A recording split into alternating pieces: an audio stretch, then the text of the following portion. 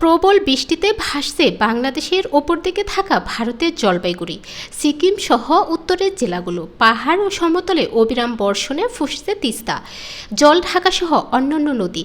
দ্রুত পানির স্তর বৃদ্ধি পাচ্ছে গজলডোবা তিস্তা ব্যারেজে। তিস্তার দুপারে লাল সতর্কতা বা রেড অ্যালার্ট জারি করেছে ভারত সেচ দপ্তর।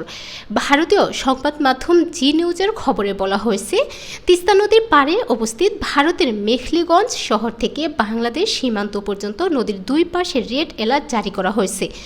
ভারতীয় আবহাওয়া অফিস থেকে এক সতর্ক বার্তায় জানিয়েছে, আগামী 5 দিন সমগ্র উত্তর পূর্ব ভারত জুড়ে চলবে ভারী বৃষ্টিপাত।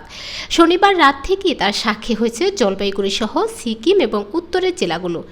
অবিরাম বৃষ্টিতে একদিকে যেমন পাহাড় থেকে নেমে আসছে বিশাল জলস্রোত, সেই সঙ্গে যুক্ত হচ্ছে সমতলের বৃষ্টির পানি।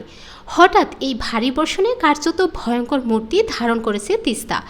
জল ঢাকা তোরসাসহ ডুয়ার্সের বুক চিরে বয়ে যাওয়া লিস, খিস, নাওয়ার মতো খরস্রোতা নদীগুলো।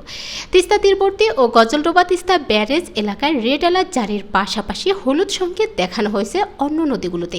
আবহাওয়া অফিস বলেছে, গত 24 ঘন্টায় জলপাইগুড়িতে বৃষ্টিপাতের পরিমাণ 136 মিলিমিটার।